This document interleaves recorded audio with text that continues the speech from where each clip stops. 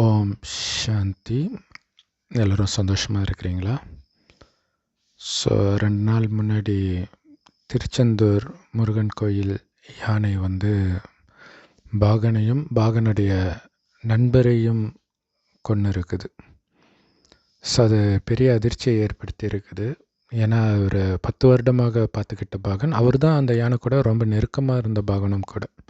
So அழுவும்போதே உனக்கு இவ்வளோ நாள் தீனி போட்டதுக்கு நல்லா பண்ணி வச்சிருக்கிற அப்படின்ட்டு யாரோ அவருடைய உறவினர்கள் அழுகுறாங்க. ஸோ இதில் பாருங்களா, மனிதன் கொலை பண்ணியிருந்தா என்ன ஆயிருக்கும்? கருணை இல்லாமல் பிடிச்சி ஜெயிலில் போட்டுறாங்க. ஆனால் ஒரு விலங்கு கொல்லும் பொழுது அந்த விலங்கைத்தான் பாதுகாக்கிறாங்க. ஸோ இது ஒரு வித்தியாசமாக இருக்குது இல்லையா? இதை ஏன் சொல்கிறேன் அப்படின்னா, இப்போ மனிதன் கொலை பண்ணாங்கன்னா ஒன்று போலீஸ் பிடிக்கும், அப்படியும் இல்லை அப்படின்னா ஒரு ரவுடி அந்த மாதிரி இருக்கிறாங்க அப்படின்னா அவங்கள ஸ்கெட்ச் போட்டு இன்னொரு குரூப் அவங்கள கொலை பண்ணும். இல்லை ஏதோ ஒரு விதத்தில் பழி வாங்கணும்னு நினைக்கும்.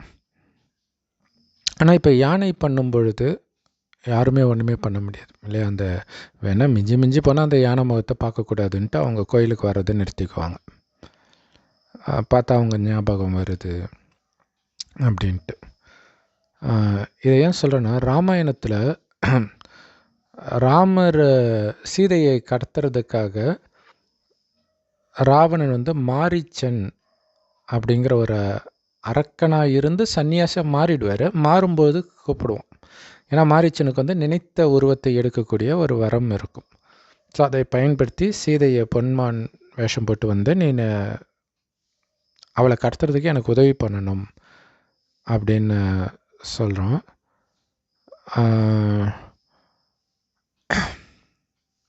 ஸோ அப்போ மாரீச்சன் என்ன சொல்கிறார் அப்படின்னா, ராமரை பற்றி உனக்கு தெரியாது,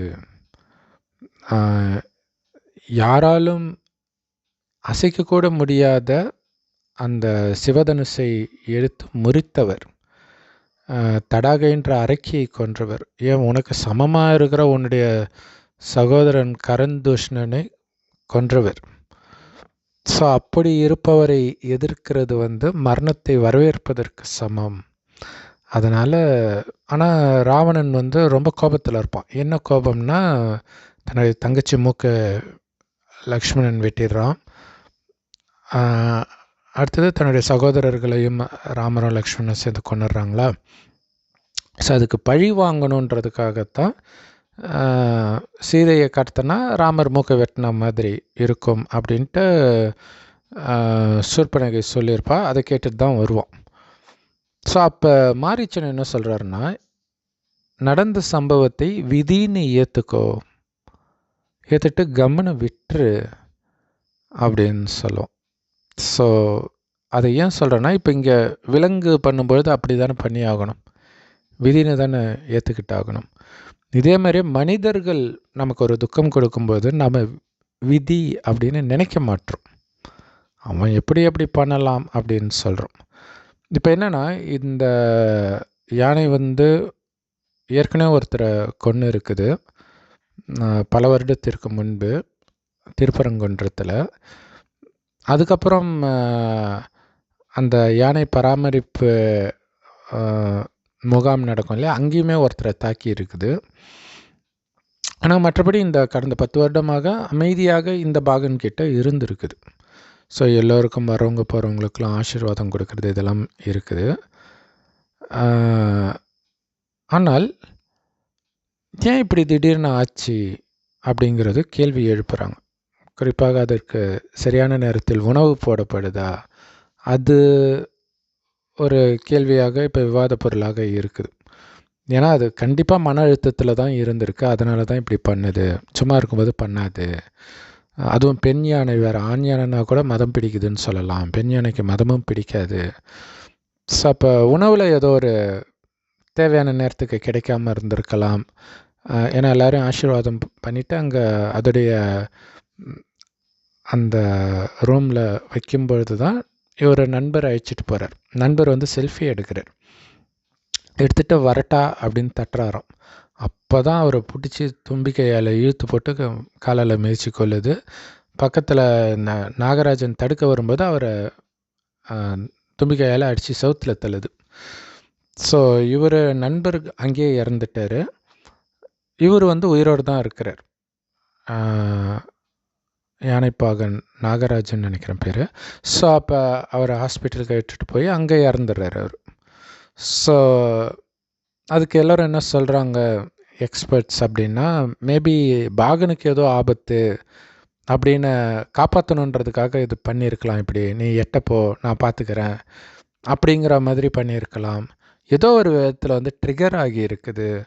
அல்லது அந்த ஃப்ளாஷ் லைட்டு தட்டி கொடுத்ததை ஏதோ ஒரு ஆபத்தான விஷயமா அதை நினச்சிருக்குது அப்படின்றாங்க. இன்னொருத்தர் என்ன சொல்கிறாருன்னா, என்னதான் அதை நீங்கள் மனிதர்கள் வளர்த்தா கூட அதுக்குள்ளே அது ஆக்சுவலாக காட்டு விலங்கு, அதுக்குள்ளே அந்த மிருகத்தன்மை இருக்கும், எப்போ வேணாலும் ட்ரிகர் ஆகும். நம்ம 1000 விஷயத்தை அதை பற்றி தெரிஞ்சு வச்சுருந்தா கூட 1001ஆவதாக ஒரு விஷயத்தை அது பண்ணும். அதை ப்ரிடிக்டே பண்ண முடியாது அப்படின்னு சொல்கிறாங்க.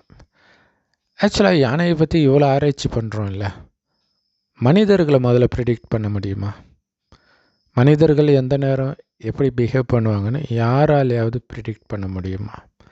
யாரோ மனிதனை விட்டுருங்க, நம்மளை 10 வருடத்திற்கு முன்னாடி நீங்கள் இப்போ எப்படி இருக்கிறீங்க, உங்களுடைய குணாதிசயமே, வேலை அதெல்லாம் கூட விட்டுருங்க, 10 வருஷத்தில் உங்கள் குணாதிசயம் மாறி இருக்கும்.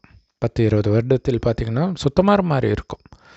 அப்போ உங்களால் ப்ரிடிக்டே பண்ணியிருக்க முடியாது இல்லை. பெரும்பாலும் இந்த லவ் பண்ணும்போது சொல்கிற உறுதிமொழி, நான் உயிரே போனாலும் உன்னை விட மாட்டேன் அப்படி கடைசியில் பார்த்தா வேறு ஏதாவது கள்ளக்காதல் அல்லது விட்டுட்டு போகிறது, இந்த மாதிரி நிறைய விஷயங்கள் நடக்கும்.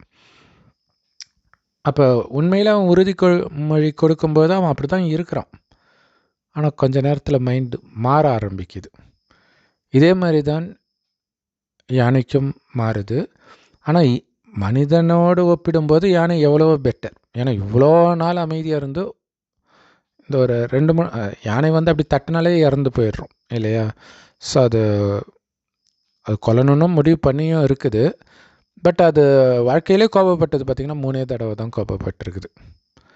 ஆனால் அந்த 10 வருடத்தில் நாம் எத்தனை தடவை கோபப்பட்டிருப்போம் யோசிச்சு பாருங்கள். யானைக்கு இருக்கிற பலம் இருந்தால் பல கொலை கூட பண்ணியிருப்போம். ஏதோ நல்ல வேளை நமக்கு பலம் இல்லை, அதனால் கம்முன்னு இருக்கிறோம். அது இல்லாமல் சட்டங்களும் விடாது, யானைன்னா விட்டுரும், நம்மளை விடாது.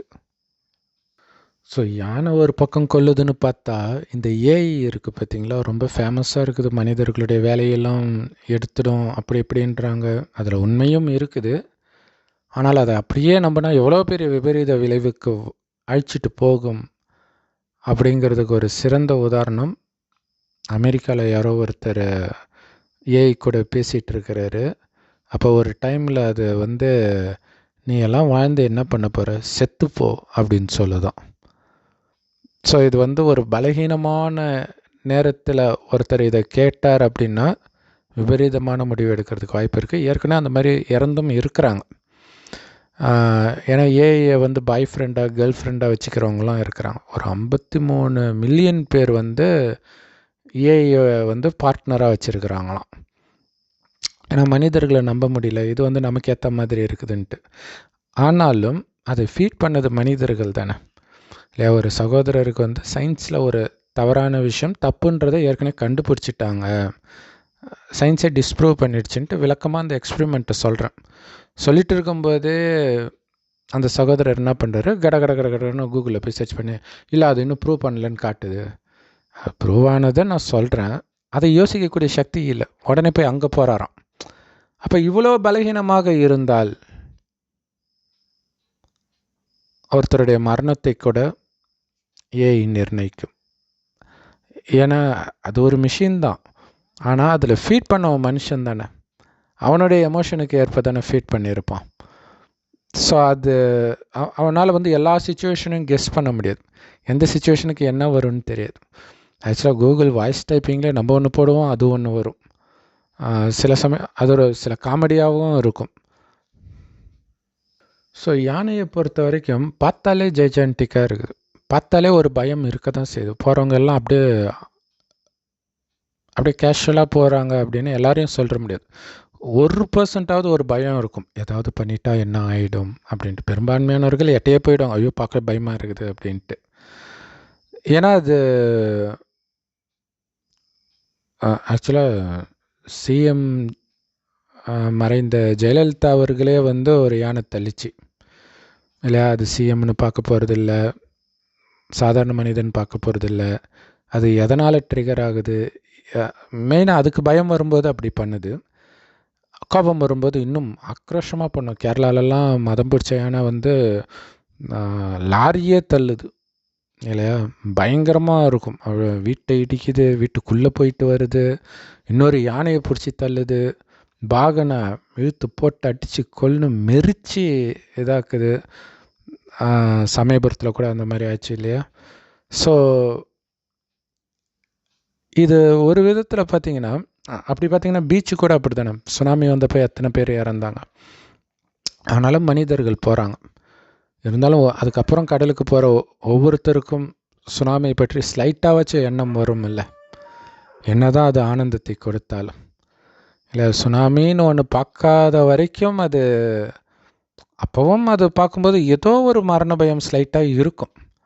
அவ்வளோ பெரிய கடல். பட் ஆனால் அது அதை தாண்டி வராது அப்படின்ற நம்பிக்கையிலே இருந்து சுனாமியை பார்த்த பிறகு வரக்கூட செய்யுமா அப்படின்ற ஒரு பயம் இருக்குது. நிறைய பேர் அடிக்கடி மூழ்கியும் இறக்கிறதையும் நம்ம பார்க்குறோம்.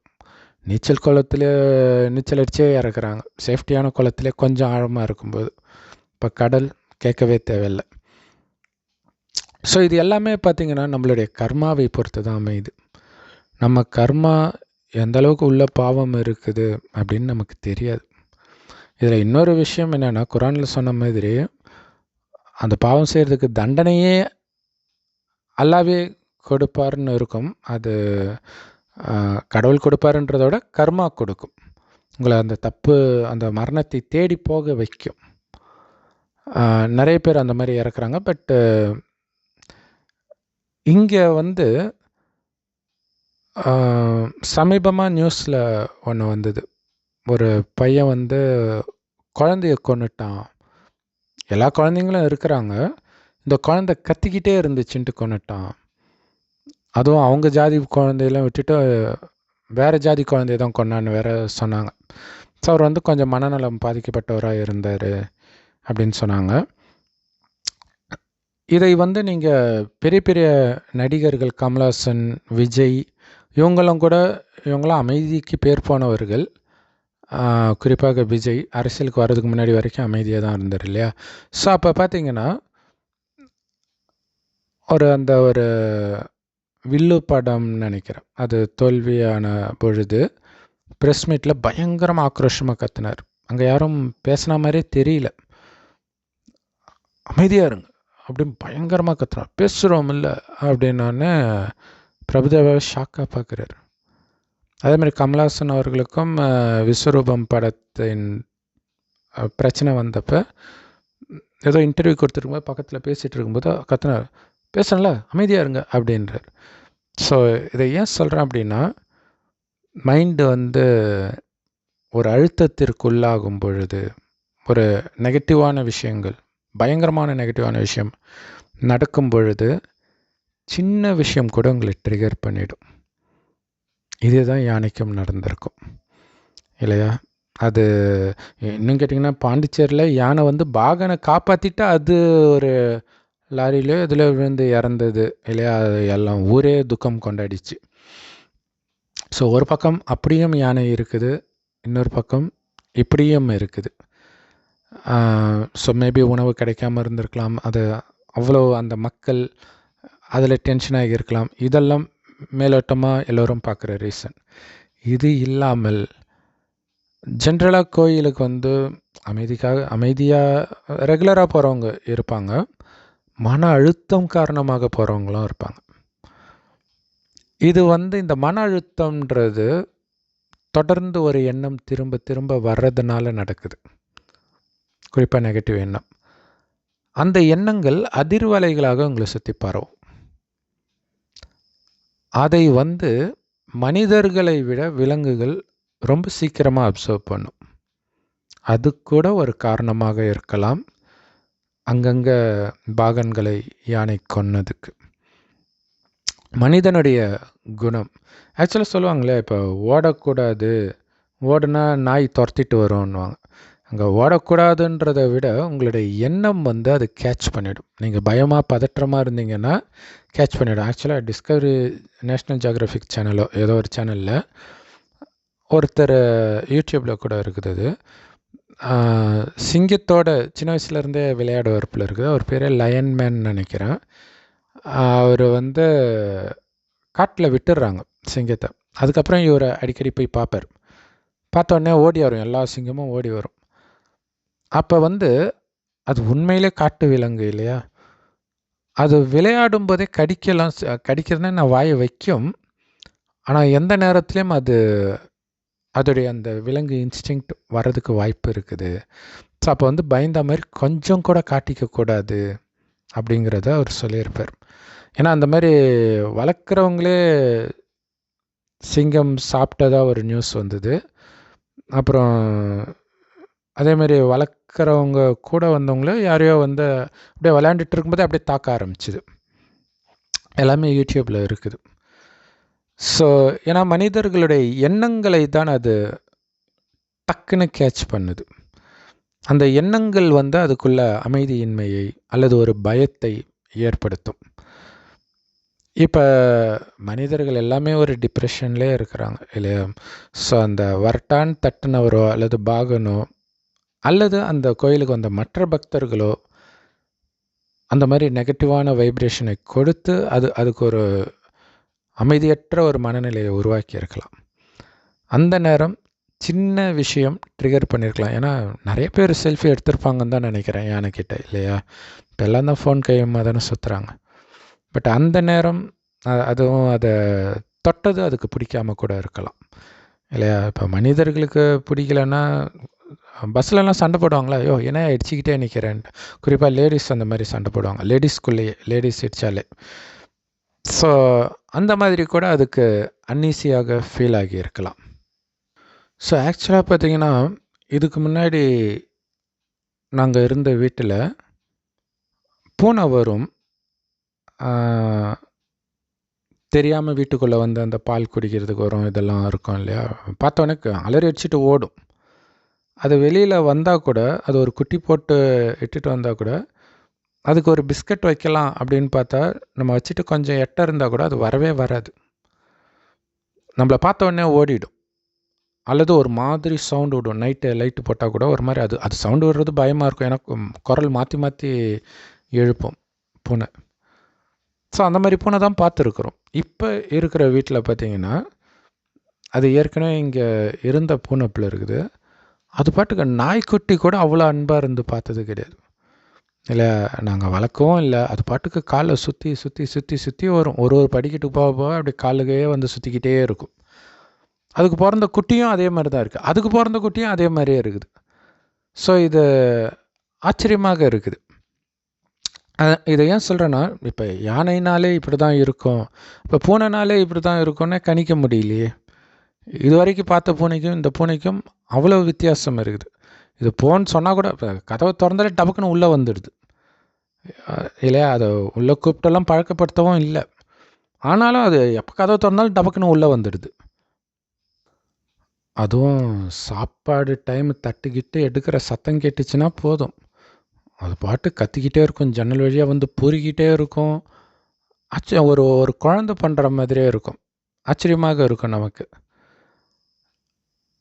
ஏன்னா பூனைன்னு நம்ம சொல்கிறோம், ஆனால் அந்த பூனையிலே வெவ்வேறு பூனைக்கு வெவ்வேறு குணம் இருக்குப்பாங்க. அதேமாதிரி நாயுமே பார்த்திங்கன்னா சில சமயம் அந்த நிறைய இப்போ ரீல்ஸ் ஷார்ட்ஸ்லலாம் வருது இல்லையா, அது பார்க்கும்போது ஆச்சரியமாக இருக்குது. நாய் இப்படியெல்லாம் பண்ணுமா? ஒருத்தங்க வந்து நாய்க்கு முத்தம் கொடுக்குறாங்க, அந்த நாய் வந்து இப்படி தன்னை வந்து தொடச்சிக்குது, அவங்க வாய் நாறுதுன்ட்டு. ஸோ அதெல்லாம் ரொம்ப க்யூட்டாக இருக்குது. இன்றைக்கி வந்து நிறைய மாடு முட்டுறதை பார்க்குறோம், நாய் கடிக்கிறத பார்க்குறோம், இந்த மாதிரி நிறைய விஷயங்கள் நடக்கிறத பார்க்குறோம்.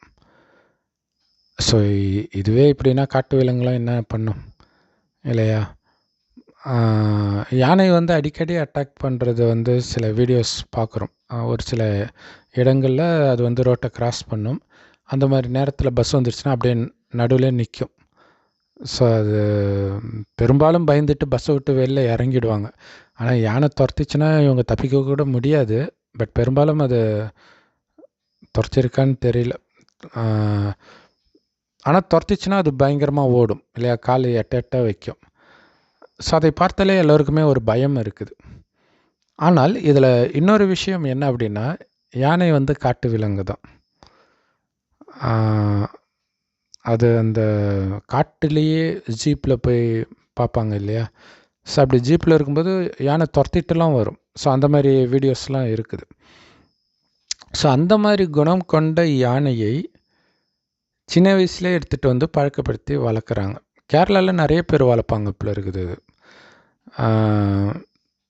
ஸோ அந்த மாதிரி யானையை வளர்க்குறது, ஒரு காட்டு விலங்கை ஒரு மனிதனோட வளர்க்குறது நமக்கு ஒரு பெரிய ஆச்சரியத்தை கொடுக்குது.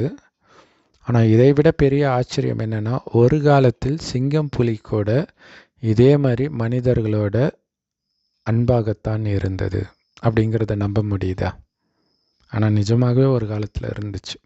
ஒரு விதத்தில் இந்து தெய்வங்கள், இந்த ஐயப்பன்லாம் புலி மேலே போகிறது, இந்த மாதிரி தெய்வங்கள் கூட சிங்கம் புலியெல்லாம் காட்டுறதுக்கு அதுவும் ஒரு காரணம். இன்னொரு ஆன்மீக ரகசியமும் இருக்குது. பட் இப்படி மனிதர்கள் ஒரு காலத்தில் இருந்தார்கள் விலங்குகளோட. அப்படியே இப்போ யானை பாகன் கையில் ஒரு கம்பு வச்சுருப்பார். அடிக்க மாட்டாங்கன்னு நினைக்கிறேன். பட் எதுக்கு அது வச்சுருக்குறாங்கன்னு தெரியல. அந்த மாதிரி கிடையாது.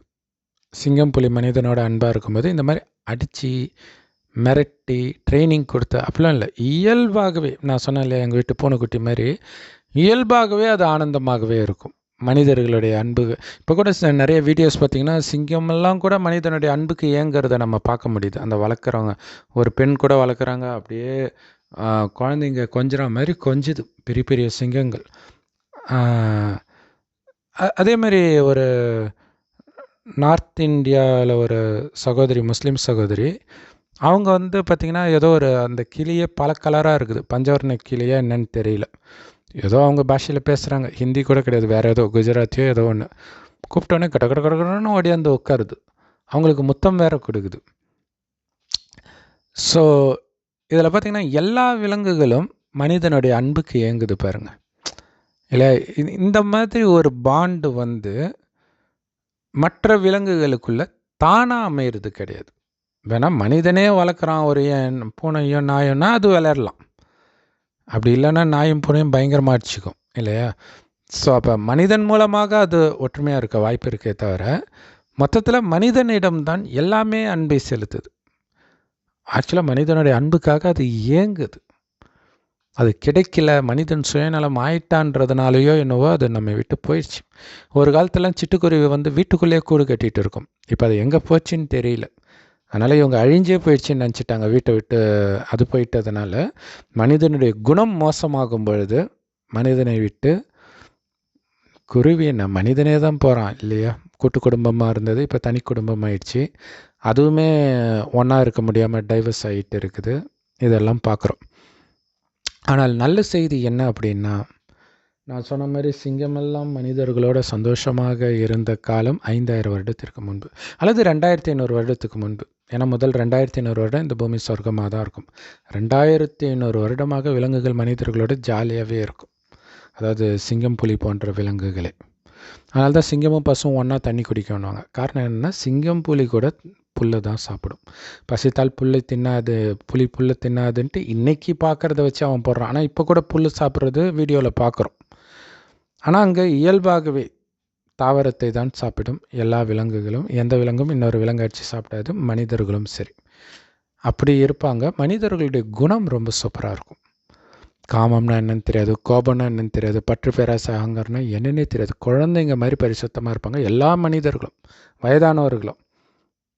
இந்த குணத்தின் அதிர்வலைகள் இருக்குது பார்த்திங்களா. அந்த யானையை அந்த மாதிரி மன அழுத்தத்தை உருவாக்குனது மனிதர்களுடைய எண்ண அதிர்வலைகள். நான் சொன்ன மாதிரி அங்கே இருக்கிற எல்லாருடைய எண்ண அதிர்வலைகளும் அன்பாகவே இருக்கிறதுனால இது விலங்குகளை அதற்குள்ளே இருக்கக்கூடிய அந்த உண்மையான குழந்தைத்தனமான குணத்தை தட்டி எழுப்பிடும். ஸோ அதனால தான் அது அங்கே எல்லாமே வந்து எந்த விலங்கும் இன்னொரு விலங்குக்கு துக்கம் கொடுக்காது. மாறாக எல்லா விலங்கும் மனிதனுக்கு அன்பையே செலுத்தும். மனிதனும் எல்லா விலங்குக்கும் அன்பையே செலுத்துவோம். இப்போயும் அந்த குணம் இருக்குல்ல, காக்காக்கு சோறு வைக்கிறது, குருவிக்கு தண்ணி வைக்கிறது, இந்த மாதிரி விஷயங்களை நிறைய பேர் பண்ணிட்டு தான் இருக்கிறாங்க இப்போவுமே. அதேமாரி ரோட்டில் இருக்கிற நாய்க்கு சாப்பாடு போடுறது, பூனைக்கு சாப்பாடு போடுறது, அடிப்பட்ட நாய்களை எடுத்துகிட்டு வந்து பார்த்துக்கிறது, பூனைகளை எடுத்துகிட்டு வந்து பார்த்துக்கிறது, இந்த மாதிரி விஷயங்கள் வந்து உலகம் ஃபுல்லாகவே நிறைய பேர் பண்ணிட்டு தான் இருக்கிறாங்க. ஸோ இன்னும் அந்த விலங்குகள் மேலே உள்ள அந்த அன்பு வந்து இன்னமும் மனிதர்கள்கிட்ட இருக்குது. பட் அவனுக்கே சாப்பாடு இல்லாததுனால பெரும்பான்மையானவர்கள் பண்ணுறதில்ல. பட் ஒரு சிலருடைய கருணை மேலோங்கிற காரணத்தினால தனக்கே சாப்பாடு இல்லாட்டினா கூட கடன் வாங்கியாவது விலங்குகளை பராமரிக்கிறாங்க, ஃபண்ட் ரேஸ் பண்ணி.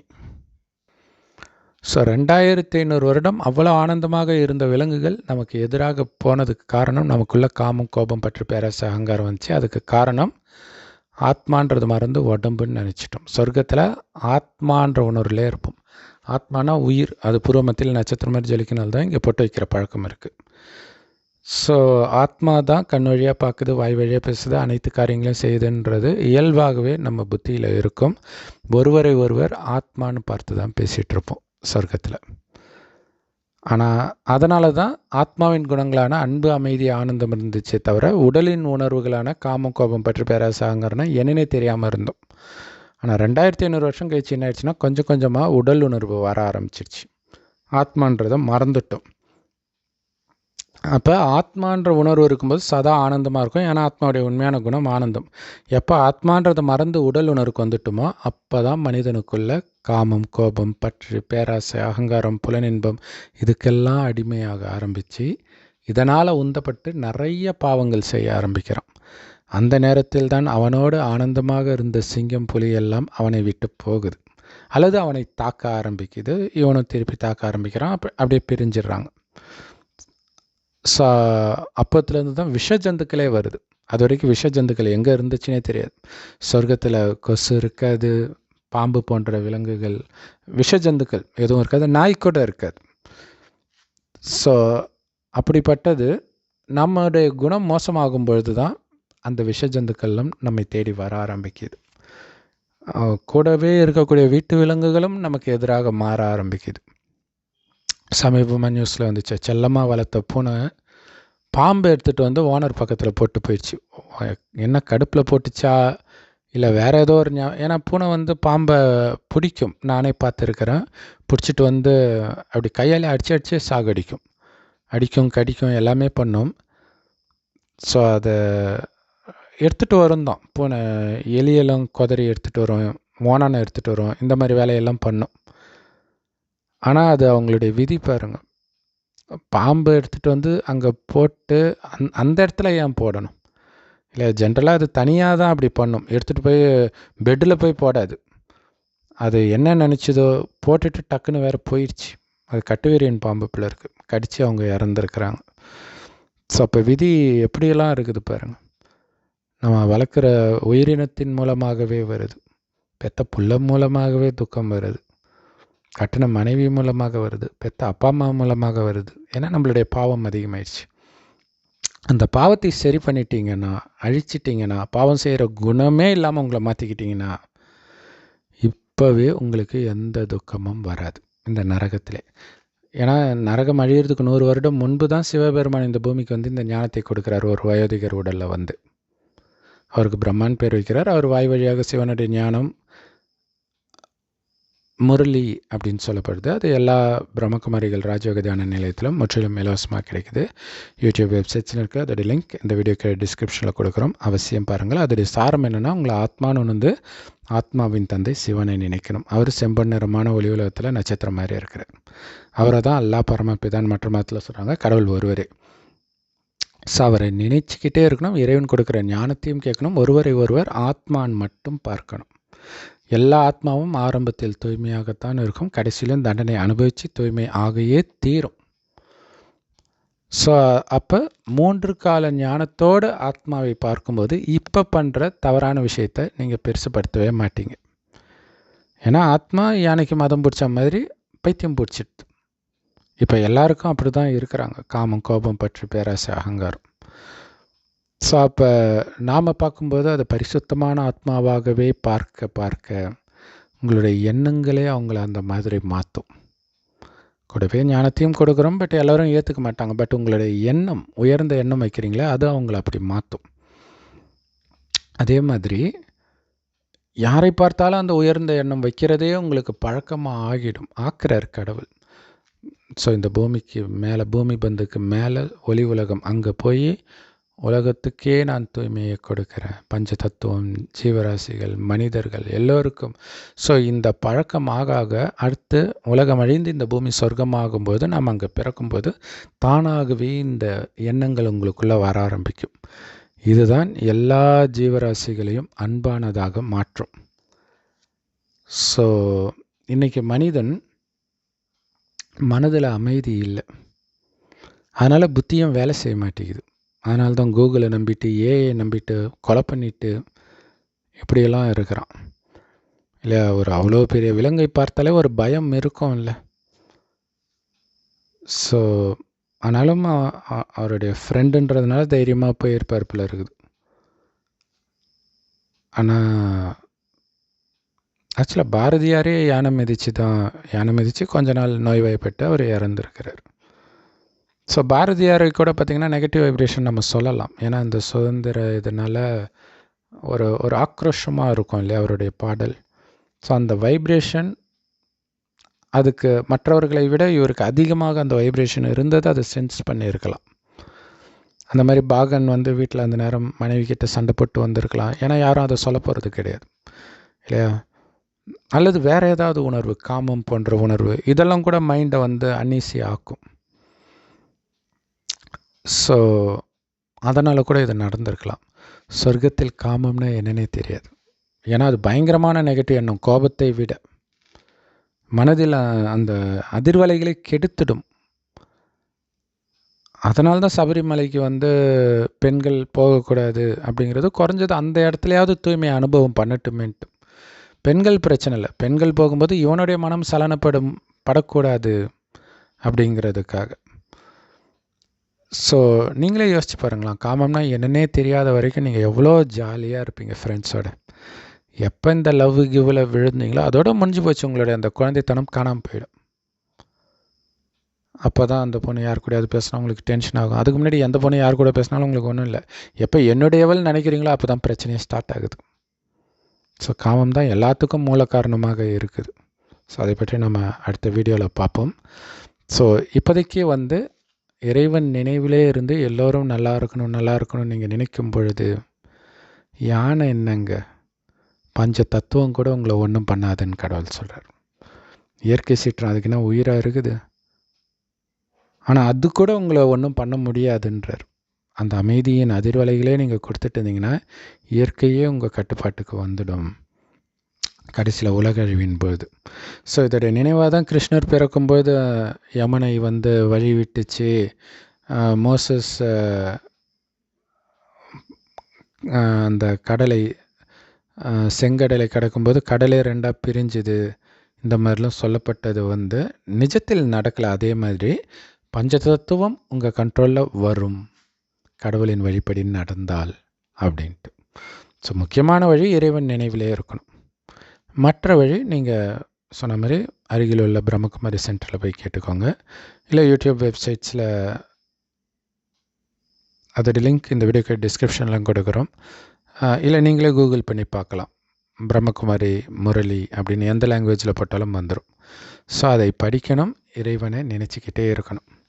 மற்றபடி இந்த உலகத்தை பொறுத்த வரைக்கும் நம்ம நிறைய பாவம் செஞ்சுட்டு வந்திருக்கிறோம். எதன் மூலம் நமக்கு தண்டனை வரும்னே தெரியாது. ஸ்லைட்டாக ஒரு மாதிரி மனிதர்கள் இருக்கிறாங்கன்னு தெரிஞ்சாலே எஸ்கேப் ஆகிடணும். உதாரணத்துக்கு ஒன்று சொல்கிறேன் பாருங்கள். ஒரு சகோதரி,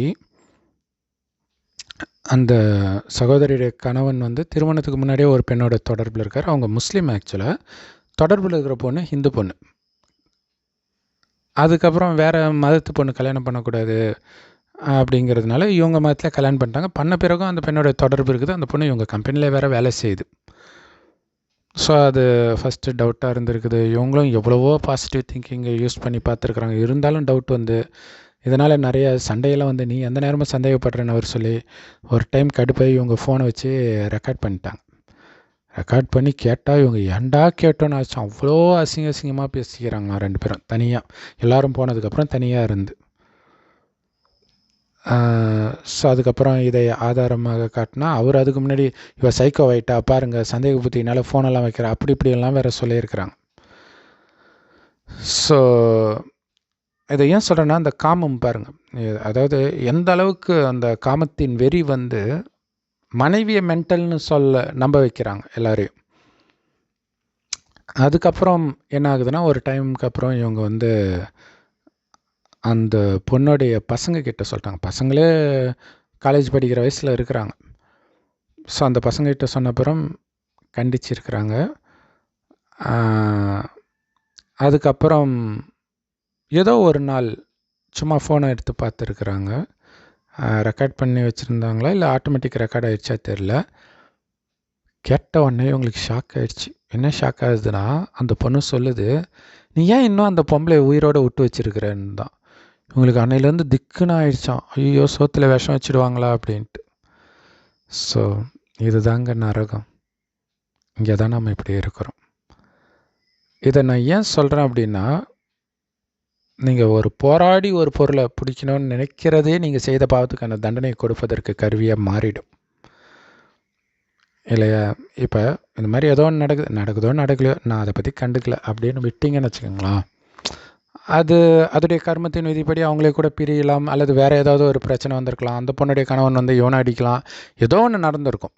ஆனால் எப்போ நீங்கள் அவருக்கு தண்டனை கொடுக்கக்கூடிய சட்டத்தை கையில் எடுக்கிறீங்களோ அப்போ தான் உங்களுக்கு பிரச்சனை வருது. ஸோ அதனால் நமக்கு அநியாயமாகவே ஒருத்தர் நடந்தால் கூட அந்த இடத்த விட்டு நம்ம எட்ட போகிறது தான் நமக்கு சேஃப்டி. ஏன்னா இல்லாட்டினா அவங்க என்ன பண்ணுவாங்கன்னு தெரியாது. அதை விட முக்கியம், அவங்க பண்ணுற விஷயம் உங்களுக்குள்ளே இருக்கக்கூடிய மிருக குணத்தை தூண்டிடும். அவன் 1000 அடி அடித்து நீங்கள் ஒரே ஒரு தடவை கத்தியால் குத்தி அவன் செத்து போயிட்டாலும் உங்களை பிடிச்சி உள்ளே தான் போடுவாங்க இல்லையா? இல்லை நான் தற்காப்புக்காக தான் இதுன்னு சட்டம் இருக்கலாம், ஆனால் அதை நிரூபிக்கணுமே. அதுக்குள்ளே ஒரு வழி ஆகிடும். ஸோ அதனால் இப்போ நம்ம மைண்டு அமைதியாக இருக்கணும், அதுதான் முக்கியமான விஷயம். அதற்காக அமைதிக்காக எதை வேண்டுமானாலும் இழக்க தயாராயிருங்கள். அதைத்தான் இறைவன் போதிக்கிறார், அதைத்தான் ராமாயணம் போதிக்குது, மகாபாரதம் போதிக்குது, பைபிள் குரான் போதிக்குது. நீங்கள் ஆனால் பாருங்கள், ஒரு கதையும் பாருங்கள் இல்லையா? ராமர் ராஜ்யத்தை இழக்கிறார், அமைதி இழக்கலை. மனைவி இழக்கிறார், அமைதி இழக்கலை. ஏன்னா இந்த ராஜ்யத்தை பிடிக்கிறதுனால அமைதி போகுதா? ராஜ்யத்தை இழந்துடுறேன். மனைவி கூட இருக்கிறதுனால அமைதி போகுதா? மற்றவங்களாம் தப்பாக பேசுகிறாங்க, அதை கேட்கணும், மனைவியும் இழக்கிறேன், கடைசியில் சகோதரனையும் இழக்கிறார். ஸோ நிஜத்தில் அப்படி நடக்கலை. ஆனால் அது கொடுக்குற மெசேஜ் என்ன அப்படின்னா, எதன் மீதும் பற்று இல்லைன்னா நீங்கள் அமைதியாக இருப்பீங்க. எதுவுமே என்னதுன்ற உணர்வே இல்லைன்னா நீங்கள் அமைதியாக இருப்பீங்க. அப்படி இல்லைன்னா அமைதியாக இருக்கிற யானை கூட மதம் பிடிக்கக்கூடிய உலகத்தில் இருக்கிறோன்னா நம்ம எவ்வளோ ஜாக்கிரதையாக இருக்கணும். ஸோ அதுக்கு இறைவன் நினைவிலே இருக்கணும், இறைவன் கொடுக்குற ஞானத்தையே மனதுக்குள்ளே அசை போட்டுக்கிட்டே இருக்கணும். மனிதர்களோடு பட்டம் படாமல் இருக்கணும், பழகாமல் இருக்கணும்னு அவசியம் இல்லை.